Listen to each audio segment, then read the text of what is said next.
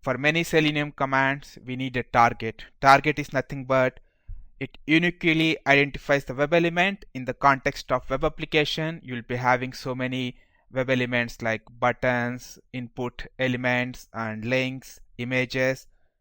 Using the target, you can be able to identify a web element uniquely. Target consists of a locating strategy. For example, format like locator type equal to locating strategy, like name equal to username, ID equal to login. We will look into these locating strategies in detail.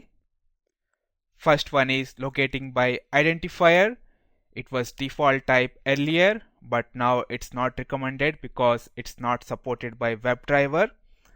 With identifier, we'll be using both ID or name.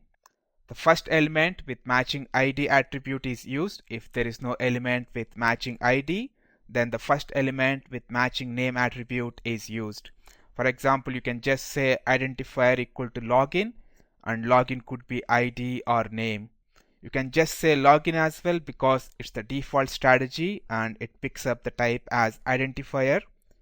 The next one is locating by ID, which is very important and you can use this in most of the cases. This is very specific type, and here we are saying especially look for ID. ID equal to login, ID equal to username.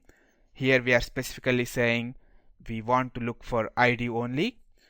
Let's look into these two and how they work in real world. Let me go back to Firefox. I'm opening Firefox and then Selenium IDE. I'm going to SlideShare website. Let's go to new tab and SlideShare website. I hope that most of you already aware of this website. SlideShare is nothing but it's a sharing website where you can share slides, presentations, all those type of documents. I have selected this website because we'll be looking at few test cases from this website. First thing is we'll be looking at login, then we'll be looking at uploading a slide share. In this test case, we have a file attachment operation. So let's see how file attachments work. Then we'll be looking at deleting a slide share. When you delete a slide share, you will get delete confirmation JavaScript pop-up. We'll see how to handle JavaScript pop-ups as well. That's why I have selected this website. Let's get started. I'm going to login page. This is the login page of the SlideShare. We have username or email field where you can enter your username or email. Then we have password field. Let me inspect with Firebug.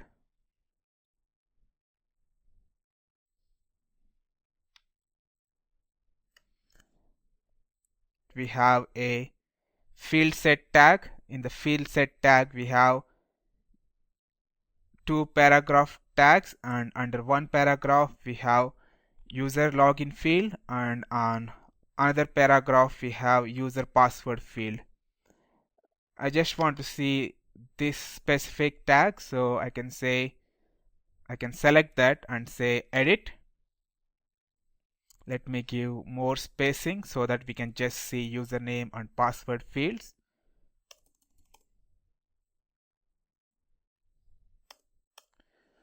Now we are just seeing username and password fields. This is the username field and this is the password field. Let me create a new test case.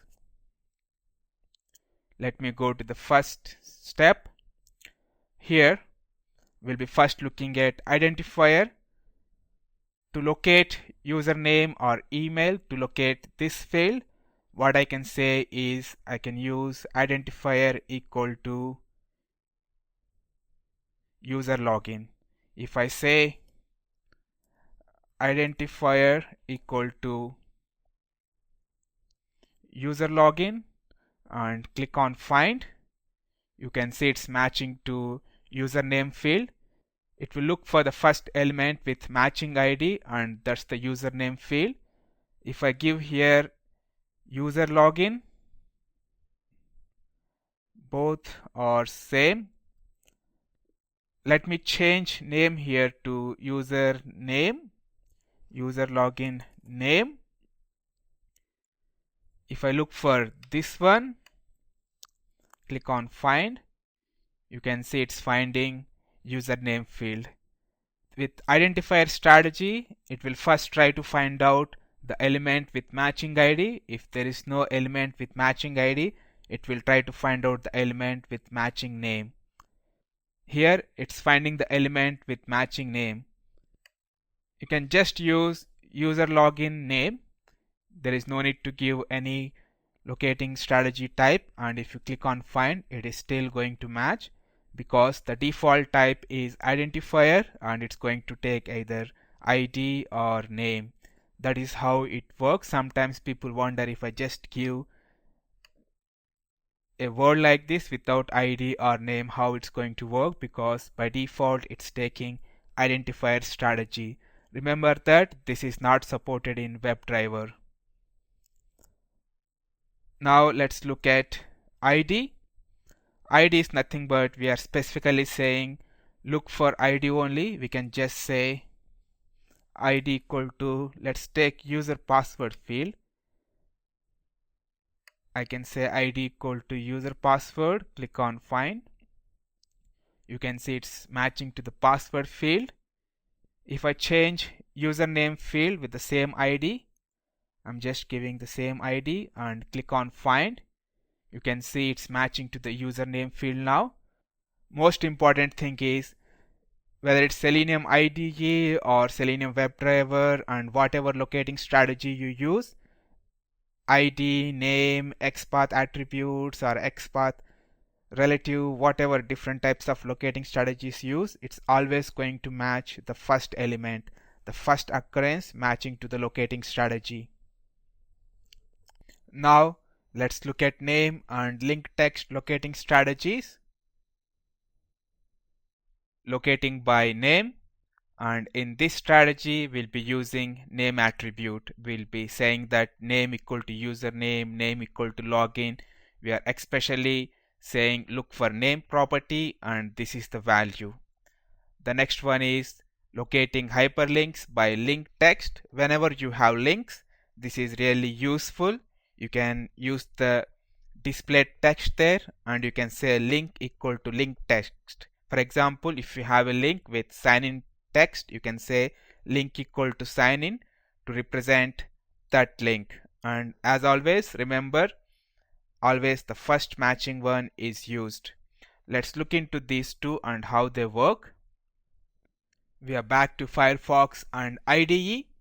Let's look at name locating strategy first. Here, if I say name equal to user login name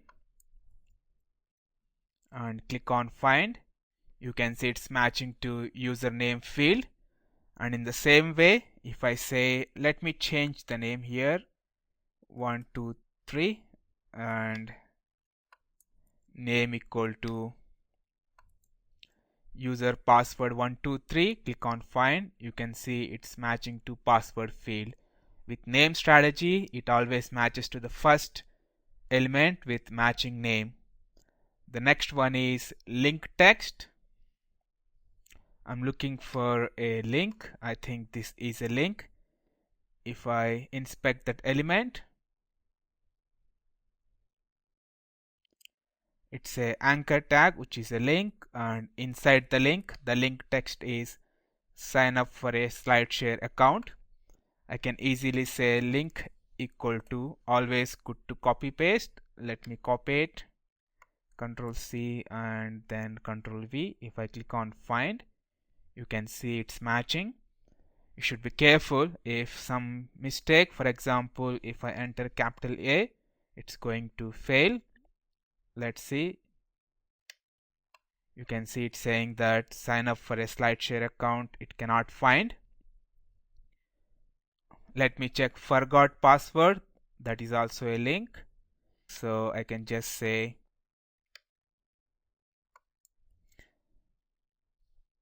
link equal to forgot password and find. You can see it's matching. This is how we use link text for links. You can see the HTML tag. Here there is no name, there is no ID. Mostly for links, web developers won't be giving any name or ID. That's why we use link text locating strategy. Now we'll be going through Xpath locating strategies. Xpath is the language used for locating nodes in XML documents. HTML is derived from XML families, so you can use Xpath for HTML documents as well. One of the main reasons why we go for Xpath is when you can't find suitable ID or name attribute for an element, then you should go for Xpath. There are a number of Xpath strategies. We'll go through them. First one is Xpath Absolute.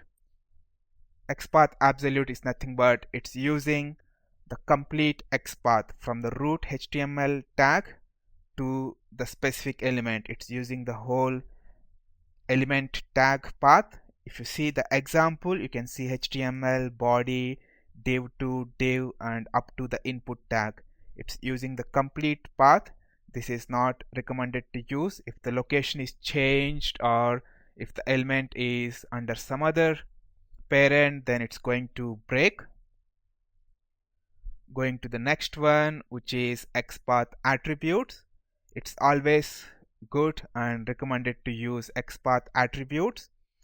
Xpath Attributes is nothing but we are still focused on that element and we are trying to use other attributes to match. For example, if you have id equal to passwd and there is also another element coming before this element with id equal to passwd, then for the second element you cannot use id equal to passwd. Then along with the id you look for other attributes of the element. If there is a placeholder with password, you can combine these two. You can say I'm looking for an element with id passwd, along with that placeholder is password. That's what the example here. It says we are looking for an input with id equal to passwd and placeholder equal to password. You can look at the syntax. That's the syntax. It's 2 forward slashes, then HTML tag, then attribute 1 equal to value 1, and so on. You can give a number of attributes. There are some special cases. You can use some special Xpath functions. They are contains and starts with. If you have some part of ID or name as constant and rest is changing, then you can use Xpath functions contains or starts with based on your scenarios and your application. You can see the examples here. In the first example, we are looking for a element where ID contains user. The other parts of the ID may be prefix or postfix. They can be changing, but it always contains the word user.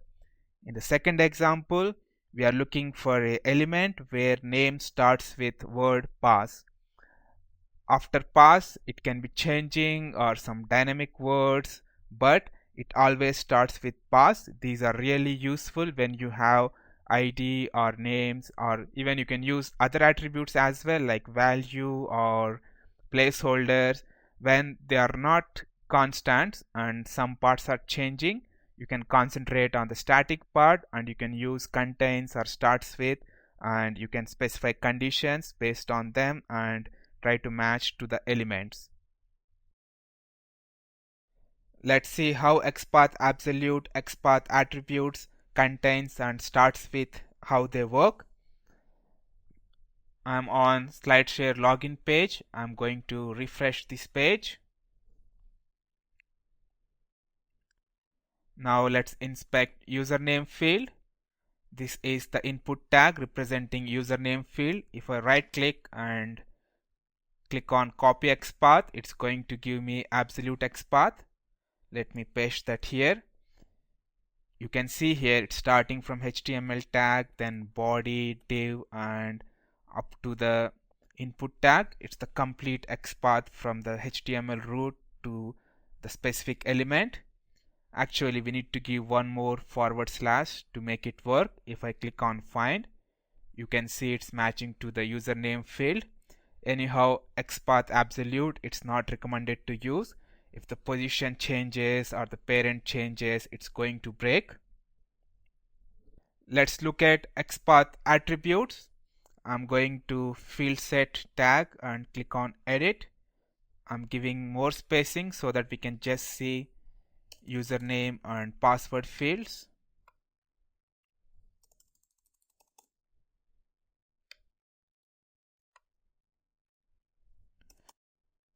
Okay, we have it ready. The first one is username field and the second one is password field. If I say ID equal to user password and click on find, it's going to match password field. You can see it's matching. I'm changing username field so that its ID is user password. Now if I try with strategy ID equal to user password, it's going to match username field because that's the first occurrence. In this case, how do you recognize or how do you identify password field? We cannot use ID equal to user password. We can use name, but I'm going to delete the name for now. Now we cannot use ID because there is already a first occurrence and it's going to match to that one. In this case, Xpath Attributes is really useful and best to use. With Xpath Attributes, we will be still using that element and its attributes and try to build the locating strategy. We can say that its ID is user password. Along with that, we can look at other attributes like type, placeholder, class, and we can say its ID equal to user password and placeholder equal to password. Look for a element like that. Let's write the XPath. I'm writing 2 forward slashes, then input, then brackets. I'm saying at ID equal to user password. We need to give that in quotes. Then I'm saying and placeholder. Let's take placeholder and placeholder. We need to give at symbol. Be careful. Placeholder equal to the value, its password. We need to give that in single quotes. In single quotes, password. Let me double check. 2 forward slashes, input tag, ID equal to user password and placeholder equal to password within brackets.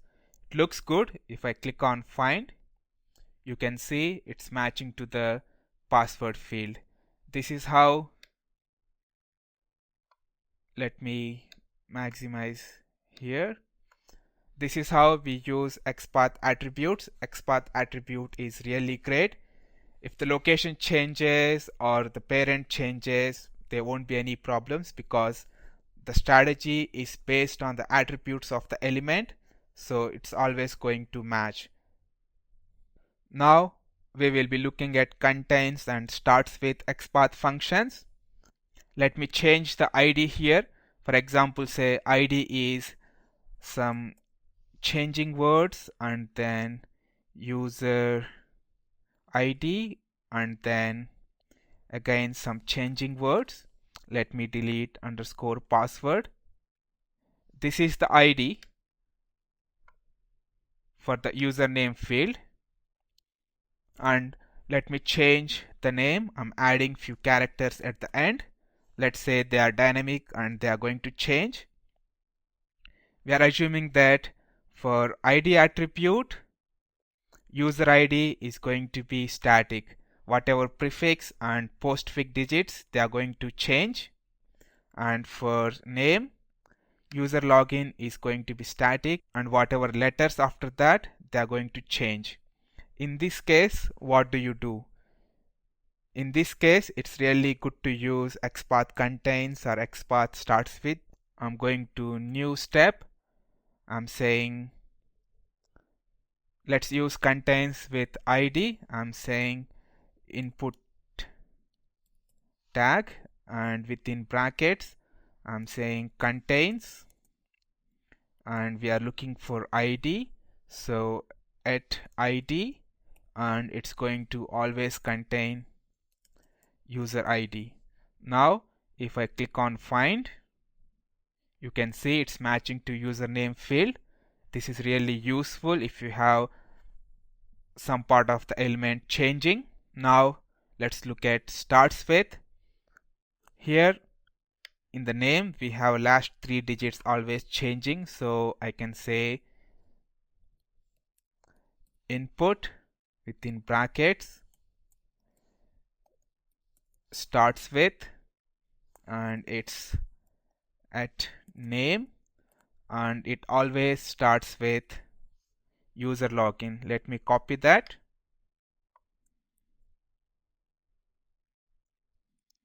And now click on find. You can see it's matching to username. These two functions are really helpful when you have dynamic ID or name. They are not just limited to name or ID. You can also use other attributes like placeholder, class. Let's look at Xpath Relative now. Xpath Relative is really useful and best to locate table cells. If you go to a table web element and look at cells, most of the cases you will not be able to find any attributes. It will be very hard for web developers to give any attributes to all cells. In this case, we use Xpath Relative, and we'll go to the parent and find a unique parent, and from there build the relative XPath. You can see the example here. In the example here, we are saying go to a table with ID, it's Selenium course page chapter table. Go to the table, from there we have built the relative XPath. Go to table body, third row and second cell. This is how Xpath Relative works. It is trying to find a unique parent. Just go to top level and from there build the path to the specific element. The next one is Xpath position. It is not recommended to use. This is based on the position. You can see the example here. We are saying in the whole web page, go to the fourth div tag and go to the first anchor tag. If the location changes, then it's going to break. Let's see how these work. I need to find a table first. Let's go to ABSoftTrainings website. I have got a table there. We are on home page now.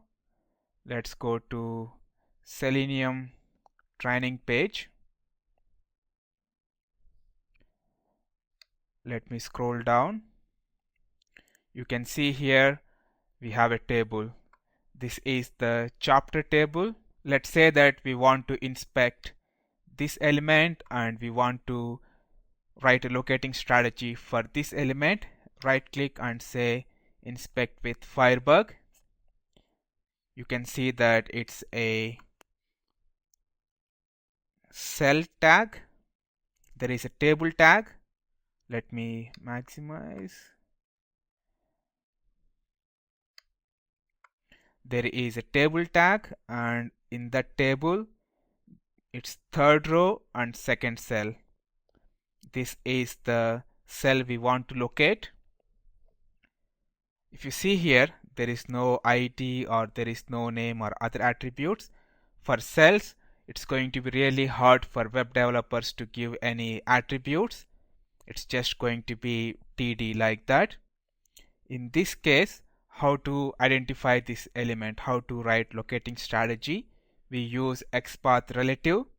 What we are going to do here is, I want to build locating strategy for this element, but there are no attributes. Go to its parent, there are no attributes. Again, go to its parent, no attributes. Again, go to its parent, and this parent, which is table tag, has a ID, which is Selenium course page chapter table, and we can uniquely identify this element.